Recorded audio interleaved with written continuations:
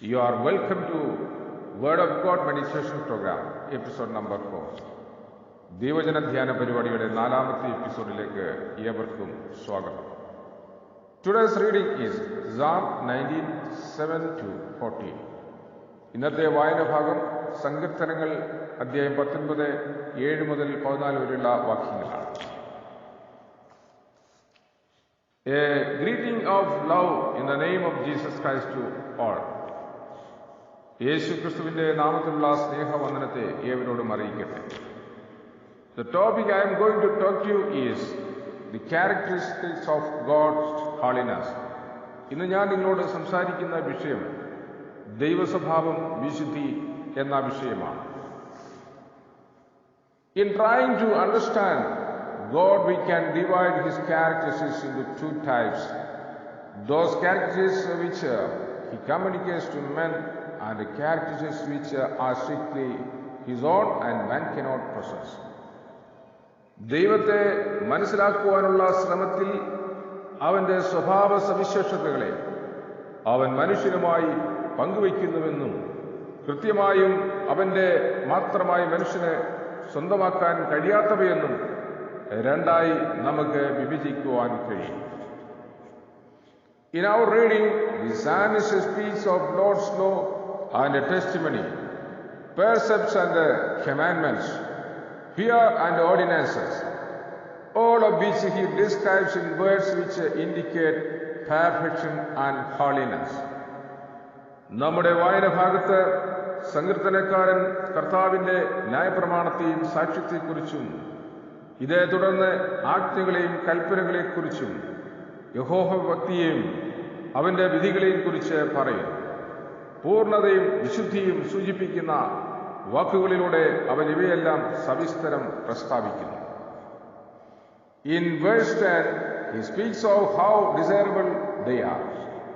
അവ എത്രമാത്രം വിലയേറിയതും ആഗ്രഹിക്കത്തക്കതുമാണെന്ന് 10ാം വാക്യത്തിൽ പറയും.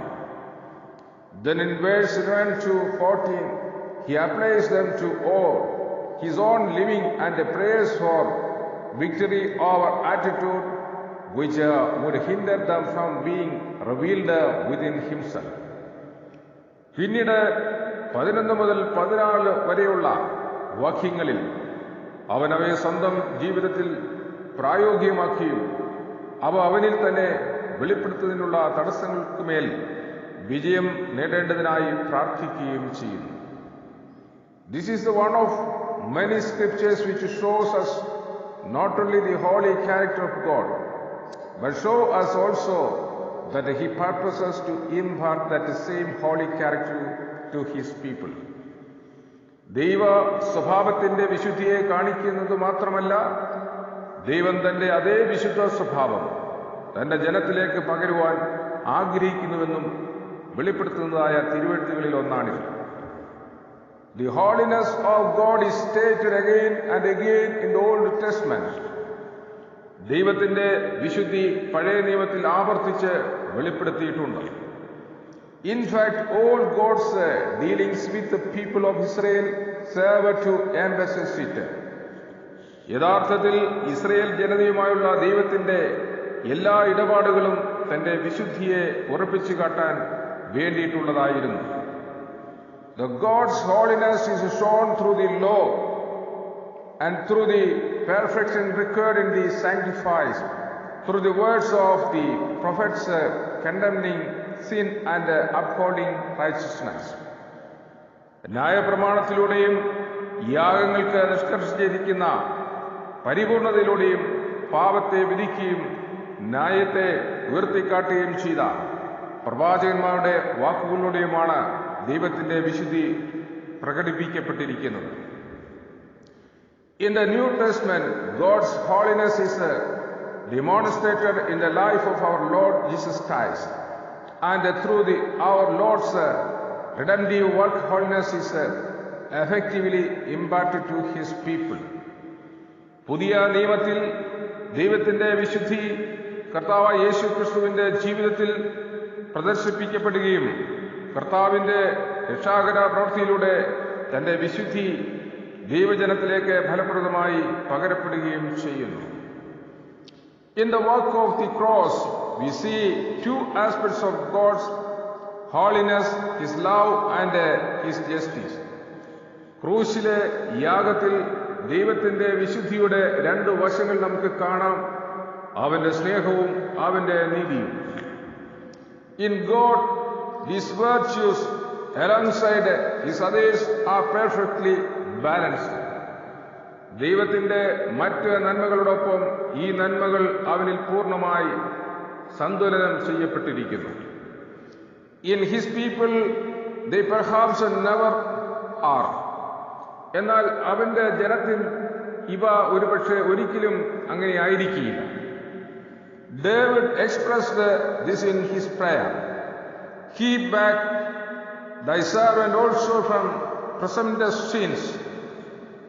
ദാവീദ് തന്റെ പ്രാർത്ഥനയിൽ ഈ കാര്യം പറഞ്ഞിരിക്കുന്നു, സ്വമേധാ പാപങ്ങളെ അകറ്റി അടിയനെ കാക്കണമേ. He was well aware how difficult it was to judge right or how easy it was to allow His love to triumph over His sense of justice. ശരിയായ വിധം വിധിക്കുവാൻ എത്ര ബുദ്ധിമുട്ടുണ്ടായിരുന്നുവെന്നും തന്റെ സ്നേഹത്തെ തന്റെ നീതിബോധത്തിന്മേൽ വിജയം നേടുവാൻ അനുവദിക്കുന്നത് എത്ര എളുപ്പമായിരുന്നുവെന്നും അവന് തികഞ്ഞ അറിവുണ്ടായിരുന്നു.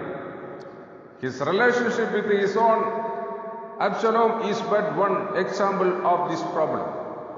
അവന്റെ മകനായ അബ്ശലോമുമായുള്ള ബന്ധം ഈ വിഷയത്തിനൊരു ഉദാഹരണമാണ്. So while God does impart His holiness to His people, we show forth but a faint expression of the matchless holiness of God Himself. ഇപ്രകാരം ദൈവം തന്റെ വിശുദ്ധി ജനത്തിലേക്ക് പകരുമ്പോൾ അവന്റെ തുല്യതയില്ലാത്ത വിശുദ്ധിയുടെ ഒരു മങ്ങിയ പ്രകാശം മാത്രമേ നമ്മൾ പുറത്തു കാണിക്കുന്നുള്ളൂ. Nevertheless, the expression should be growing day by day. എങ്കിലും ഈ പ്രകാശനം നാൾക്കുനാൾ വളർന്നു വരേണ്ടതാണ്. In verse 1 to 40, the psalmist shows his longing for more of God's holiness. അതായത് 11 മുതൽ 14 വരെയുള്ള വാക്യങ്ങളിൽ സങ്കീർത്തനക്കാരൻ ദൈവവിശുദ്ധി കൂടുതലായി തന്നിലേക്ക് പകരപ്പെടുവാൻ ആഗ്രഹിക്കുന്നു. Let us pray that God will give us the same longing. സങ്കീർത്തനക്കാരന്റെ ഇതേ ആഗ്രഹം നമുക്ക് നൽകുവാൻ ദൈവത്തോടായി പ്രാർത്ഥിക്കാം. Praise the Lord. Let us pray. നമുക്ക് പ്രാർത്ഥിക്കാം.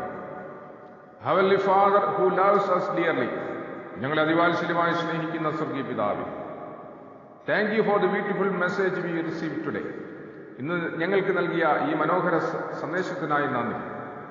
Help us to live a life that conforms to this message we have heard. ഞങ്ങൾക്ക് ലഭ്യമായ ഈ സന്ദേശത്തിന്റെ അടിസ്ഥാനത്തിൽ ജീവിതം നയിക്കുവാൻ ദൈവം ഞങ്ങളെ സഹായിക്കണം. Bless all who here's this. ഇത് കേൾക്കുന്ന എല്ലാവരെയും അങ്ങ് സഹായിക്കണമേ, അനുഗ്രഹിക്കണമേ. In the name of Jesus Himself we pray. യേശു ക്രിസ്തുവിന്റെ നാമത്തിൽ തന്നെ ഞങ്ങൾ പ്രാർത്ഥിക്കുന്നു. God bless you all. ദൈവം നിങ്ങളെ എല്ലാവരെയും അനുഗ്രഹിക്കട്ടെ. Thank you for your participation in this program. ഈ പ്രോഗ്രാമിൽ പങ്കെടുത്തതിന് ഞാൻ നിങ്ങളോട് നന്ദി അറിയിക്കുന്നു.